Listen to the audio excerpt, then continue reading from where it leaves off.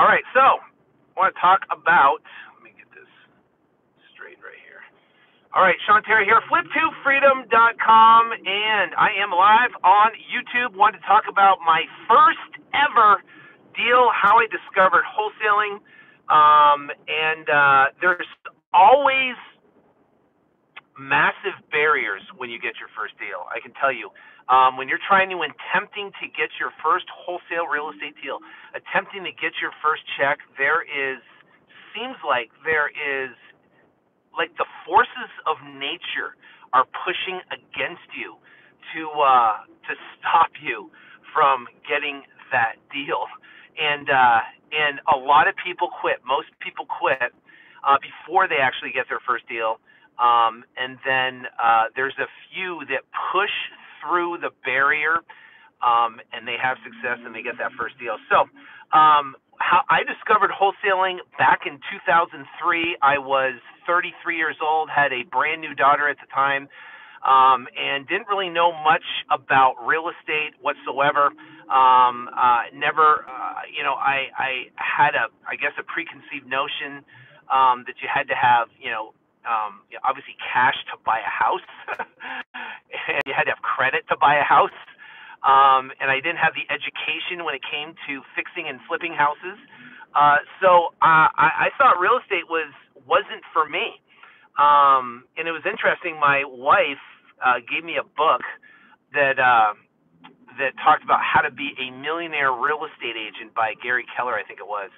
And what happened is I read that book, and I just did not see myself being a real estate agent. Didn't want to become a real estate agent. Didn't want to work on weekends showing sellers and buyers properties and stuff like that.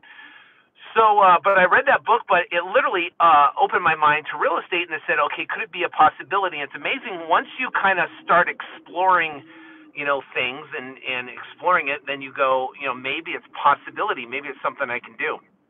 So what exactly what happened was, I was going to a sales appointment on a Saturday afternoon, and I was driving down the freeway, just like I am right now. And what happened but I was going to an appointment, and I sold at the time pools and landscape. And it's a job I didn't like.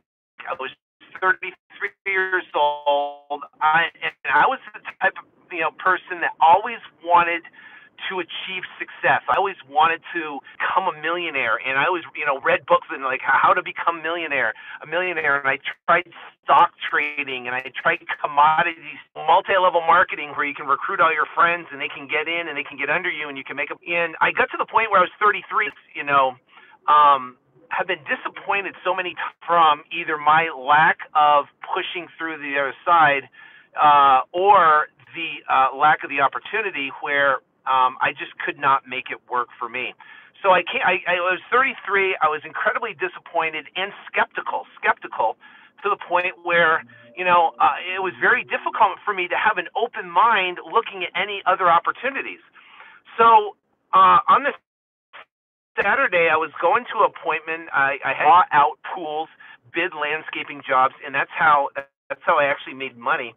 And I would bid, I'd mark it up, 3, 2, 3, 4, 5%, and sell the job. But you know how many bids I'd have to do to actually get a deal with a competitive pricing and stuff out there? It was very, very difficult. And I wasn't a born salesman whatsoever. I didn't have all these technical closes, and I just tried to go out there and try to provide as much value as I possibly could. But I was dissatisfied. I wasn't blissfully dissatisfied. I was just flat out dissatisfied. I was living month to month. I could, barely get by. It seemed like there was more months to the end of the money. And I was very, very frustrated. I just felt like I was 33 and I was wasting my life away selling pools and landscaping. So as I was driving down the freeway, just like I am right now, I was listening to the radio, and they started talking about how you could flip houses using no cash or credit. Now, as soon as he said that, and he actually had testimonials of people that were on the radio that were saying that they made $5,000, $15, even $20,000 in less than 45 days. And my BS meter went up. My red flag went up. And I'm originally from New England, so pretty much about everything. And I didn't believe him. I was like, there is no way. That's impossible. And again, my preconceived notion was that you had to have cash in the bank to be able to buy a house, and you had to have good enough credit because they had to pull your credit so you can get a loan. And that was my preconceived notion, that you had to have the cash or credit to get started. So what happened was so skeptical, so close-minded, and I thought I knew what I knew, and I actually turned the channel, and I was looking for sports, right? Typically I'd drive down the freeway, and I'd listen to some sports station or whatever and try to find something to listen to. But this was May of 2003, and there was no sports on, right? Baseball was just getting started. That's boring to listen to. They didn't have any basketball, football, nothing like that. There was no college game day. So I'm sitting there driving down the freeway, couldn't find anything to listen to, and now I know for a fact it was God's intervention, and I just had a gut feeling to turn back and listen to what this guy had to say. Thank God there was nothing else on the radio to listen to, or I probably would have been distracted and listened to that. So I continued to listen to what this guy had to say. And he explained a concept where you can literally flip houses using no cash and no credit. And he broke down this concept on exactly how it worked, and it showed it from what my preconceived notion was on the traditional means of getting a wholesale deal. And remember, he's over the radio, and I'm just sitting, driving down the freeway, going to an appointment, and I started slowing down so I could listen just to a little bit more of what this guy had to say. But he explained a concept that literally I had no idea existed.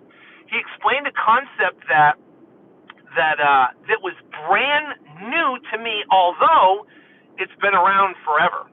But it was new to me. And he explained this concept where you can not flip a house, you can flip the contract. So what does that mean, right? See, when you're buying a house, guess what? You have to close and buy and own that house. That means you're going to have to put up 15, 20, 25% down payment. You're going to have to put up your credit.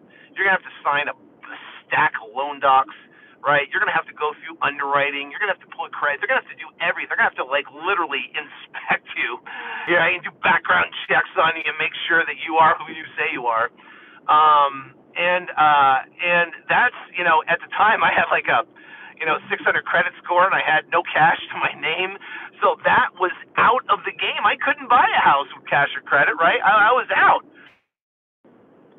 Things trying to reconnect to whatever. All right, so it looks like it's reconnected. I think it's reconnected. Can you guys hear me? Anyway, so he talked about actually flip the paper.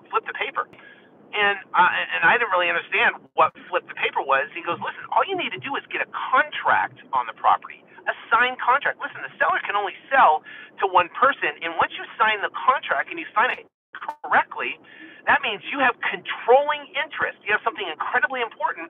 It's called equitable interest, controlling interest in that property, and that is the gold. That is what is worth it. That, my friends, that is the value that you bring, the controlling equitable interest in that property. Now, I never heard of that before. I was like, wow, that's amazing. I never heard of that. So he goes, now you can take that controlling equitable interest in that property, right, and you can turn around and sell that to someone else. I was like, wow, I didn't know you could do that either. And you could sell that, and it's called an assignment contract, and it's called a double escrow, right? And you could actually sell your interest, because the seller can only sell to one person. You're the only person that now can control it. And you could sell that for a profit, right? For an example, if you get a property under contract for $100,000, and you turn around and the house is worth, say, $150,000, $200,000, and you turn around, you sign a contract for $100,000, and you can turn around and sell that contract for $110,000. Now the buyer's getting instant equity. He pays cash for that property. He closes on that property, and you get $10,000 for putting the deal together. Now, think about that. right? Think about that. That's amazing. Now, what if you could do that once a month? I mean, what would it take on your current job to get a $10,000 a year raise? I started thinking about that, and I'm like, holy cow! You know how many pools and landscaping jobs I'd have to sell to additional $10,000? That's like 5, 6, 7 L just to try to be able to do that. Now, we started talking about, and he had these success stories of people that are doing this on a monthly basis, and I was blown away. I was like, never thought you could do this, right? So what happened was, I bought this guy's course. And that was a decision point that changed everything in my life. Now, I'm not the type of guy to buy courses. I buy books and stuff like $20, $25 books, but I never invested ever in a course, an educational course like this. I never did because, first off, I didn't have the money. Second off, I was too cheap, right? I try to learn it through books or, information or something like that. And I tried a cheap way out to be able to do it.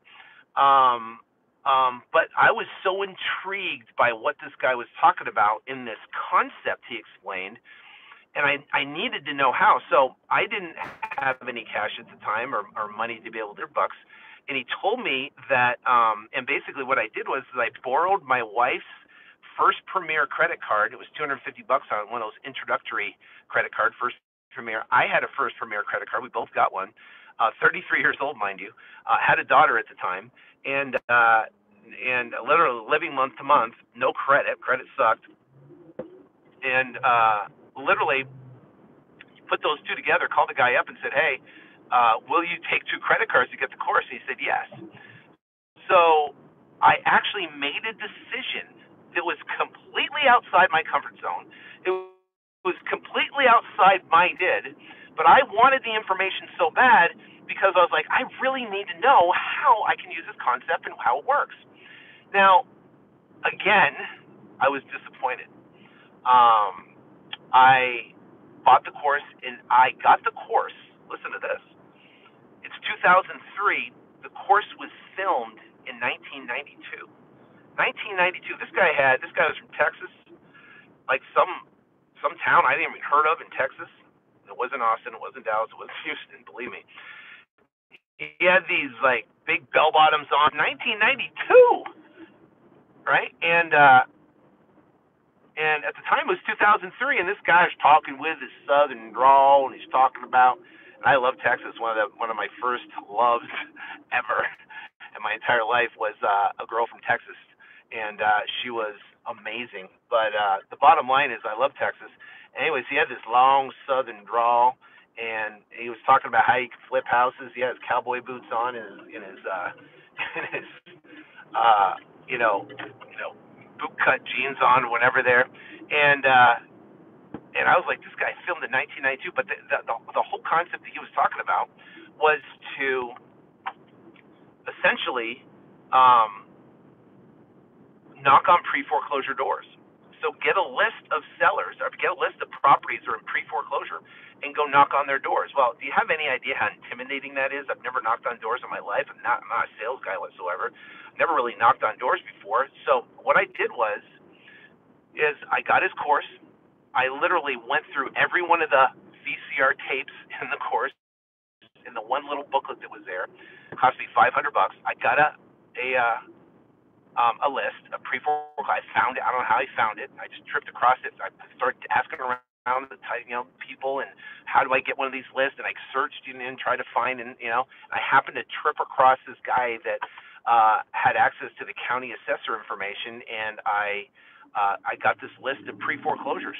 Now it's so easy to get a list. There's so many different resources to get a list. It's amazing. But I got the list, and I went out and I started knocking on doors. The first house I ever went to was insane. The first house I ever went to, literally, I mean, it was this beat up, nasty house. Had a huge truck that was sitting in front of the house, and it was whoa, just almost an accident right in front of me. That lady just came out blowing, running the red light. Always something, man. That would have been a head-on deal right there. Anyways, so the bottom line is, this house I literally cased the place because I was so nervous to go up there.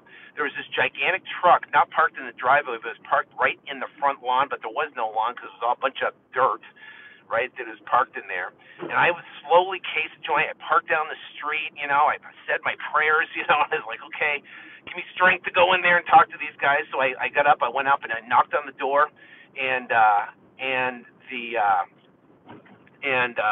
literally the seller came to the door, and he was about 6'4", 6'5". I'm about 6'1", prior U.S. Marine, tough guy, whatever. And man, I was scared to death. This guy over me, and he goes, "What do you want?" And I literally, I could not spit out anywhere. My tongue swelled up like a balloon. I was like, "Arr!" My tongue swelled up like crazy. I couldn't spit out what I wanted to say, and I literally turned around and hightailed it back to my car like a little puppy with his tail between his legs. Most embarrassing thing that literally ever happened to me. I was like, I ran back like, there's no way I can do this. I'm going to quit. I have to quit. There's no way I can do this. There's no way I can knock on doors. I don't have what, I'm never going to make it. And then it came again, another decision, or do I stay with it? I decided right there, because I started thinking about my goals. I started thinking about my family. I started thinking about my wife. I started thinking about what I wanted to accomplish in my life. I started thinking about everything I wanted to accomplish. I wanted to get rich. I wanted to have success. I wanted to, make a ton of money. But the problem is I didn't have, I was scared. I didn't want to have another experience where I walk up to the door and the guy screams at me and tells me to beat it. So, I'm in the car and I'm contemplating quitting, giving up on all my dreams, all my goals, everything, because I have what it took to make it happen, and I didn't want to go through that pain again, right? So what happened is I decided, and it's funny because I had Think and Grow Rich in the car, and it was an audio tape that I was listening to from Think and Grow Rich, one of the best books you could ever read. And I was listening to that, and it was at the point where Napoleon Hill was talking about Winston Churchill, and Winston Churchill was talking about where never, ever, ever, ever, ever, ever, ever, ever, ever, ever, ever quit. And at the time, I was like contemplating quitting, and I was like, you know what, I'm not going to quit. I've got to do this. I have to push through. I have to push through the other side. So I buckled down, and I made a decision right there that I don't care what it takes. I don't care how many doors I have to knock on. I don't care if my knuckles are bloody. I don't care if I have to do it on the weekends, late at night, early in the morning, in the afternoon, whatever it takes around my job. I am going to do this. I'm going to knock on doors, and I'm going to get deals done. I'm going to find a way to make it happen, whatever it takes. And that flipped the switch for me. That flipped the switch. I turned up the energy. I turned up the volume. I turned up the temperature. I turned up the amount of doors I knocked on. And guess what? It sucked. I get yelled at. I get people that opened the door and had the dog chase after me. I get people that yelled at me, cussed at me, told me I was a scumbag and I was whatever. And I kept after it anyways in the face of hell. Literally hell, right? And here's the thing, there's a gap between where you are now and here getting your first check. There's a gap right there. And if you're in between that gap, it sucks. And I can tell you, once you get your first check, it changes everything. Everything changes. Why? Because you have proof of concept. You know it works. Everyone that told you you're crazy, guess what? Now you can tell them to hit it and show them your shut-up check. Right? So what happened was I'm sitting in there, and I'm like, I've got to make this happen. And I went out and I knocked on doors, and I found this dude who said he would meet me and set up an appointment. That was the next step. I knocked on the door, and the guy actually said he'd set up an appointment with me. I was stoked. And I went to the appointment. The guy stood me up, and I went back over. I went back over the house again. Finally, I got a hold of him. Finally booked another appointment with him after he stood me up, and bam, he was there. And I went to the house. And I was shaking with fear. I mean, I was like filling out this contract like this, right? And I was trying to talk to him. I was walking through the house. The place was all dark and dismal. He took me outside. The pool was empty with cracks in it. I didn't know anything about repairs. I didn't know comps. I didn't know what it's worth. I didn't have any of that information. I just gave the guy what he wanted, and I was crossing my fingers that it made sense and it worked. So I signed up the contract with a guy for $86,000. And I can tell you, it was the most nerve-wracking. I sat on his couch, this dusty old couch, in this dark, it was all dark and dismal, and I'm sitting there and I'm writing out the contract. I never wrote out a contract before. I didn't know what to put on there. I just put the price on there. I put the closing date on there, and I had, contract subject to a 30-day inspection, and literally I said, here, sign here. I gave him what he wanted. I didn't even negotiate, and he signed the contract. And I left that house. I was so excited because that's the next step. So excited. I was closing that gap between where I was and the first check. I was pumped. Then I went out and I was like, okay, I got to find a title company and I got to find a buyer. The problem is that I couldn't find a title company that would do an assignment or double escrow. This concept, I couldn't find a title company. I went through the phone book and I called title company after title company. I said, hey, do you do this? Do you know how to do this? Do you do double escrow? No, we don't do that. No, we don't do that. No, we can't do that. No. I get rejected over 20 times of title companies that said, no, they can't do it. And yes, I was discouraged, but guess what? I made that commitment to flip the switch, to turn up the heat, and I was going to go out and I was going to make it happen no matter what. No matter what. And I kept on dialing, kept on calling, kept on pushing, kept on trying. And you know what happened? The next call, the 21st call, I picked up and I met Barb Bass from Metro Title here in Phoenix, Arizona. She's retired now, and the company's even closed now.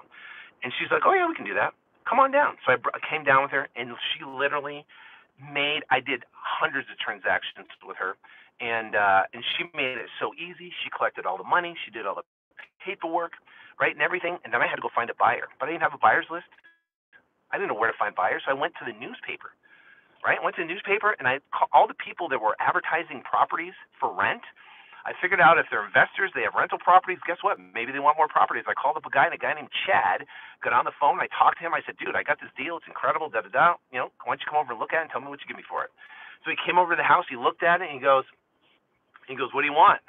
I said, well, if you give me, like $98,000, man, I'd be happy. He goes, okay, I'll give you 98. Didn't even negotiate. Went down to McDonald's, signed a contract, got a $2,000 non-refundable earnest money deposit, and we went to closing.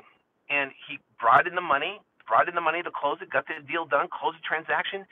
And guys, I got an $11,008 check in May of 2003. And I can tell you that changed everything. It was the hardest thing I've ever done. One of the hardest things, other than military and boot camp and all that type of stuff. But I mean, literally, from a mental standpoint of pushing through, it was one of the hardest things I've ever done. And that gap was closed. I've got my first check. Everything changed. And here's what I want to leave you with this, because I got to go in and got to head into an appointment right now. Here's what I want to leave you with, right? It's almost like a dam. You see a big dam, it's swelling, and the water's swelling up, and it's coming down the mountain, it's swelling up behind the dam. And what happens is the dam, it looks like solid, man. The dam is solid. It's not gonna break, right? And the water keeps swelling up, your energy keeps pushing, you keep talking to sellers, you keep making offers, and you keep doing it, but the dam is basically not moving. Success is not submitting to you. It's you don't think you can make it happen. Sellers are not taking your offers. Sellers want retail, and the dam is solid. And then what happens? A little rock falls off. A little glimpse of hope happens. And that little glimpse, so you make offers more and you start talking to sellers more, and the water swells behind the dam.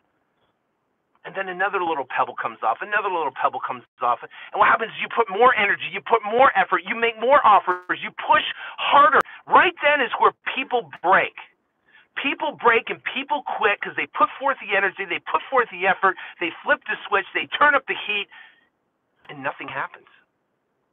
Right? They see nothing happens. But the dam is slowly breaking away. It's slowly becoming, slowly breaking. And you're going to put more effort, and you're going to crush it, and you're going to say, you know what? I don't care what it takes. I'm going to pour it on. And what happens? You're going to pour it on, and all of a sudden, boom, that dam breaks. The water floods. Just comes flowing through like you've never seen before. It's just flowing, and you can't even stop it. That's this business. You're going to push and you're going to push, and it's going to be hard. It's going to be hard, and you're going to push harder. You're going to push harder. And all of a sudden, it's going to seem like nothing's happening. It's going to seem like there's no results. It's going to seem like there's, it's futile, right? And you're going to keep pushing because you're going to be persistent and you're going to want it bad. And all of a sudden, you're going to get your first check. And then you're going to get your next check. And then you're going to get the next check. And everything after that's going to be like a snowball. And you're going to look up a year from now, 2 years from now, and you're going to go, oh, my gosh, I cannot believe where I am today. And your life will be changed because success submitted to your energy, your effort, and your stamina. Success will submit to you. But don't be the guy that's going to be where you are today and getting your first check and quitting in between. Don't be that guy. Be the guy that's going to push through the pain, and it's going to make it happen. What's up, what's up? So I'll leave you that. Guys, have a phenomenal day. I got to go in and do some stuff, secret mission. But I want you guys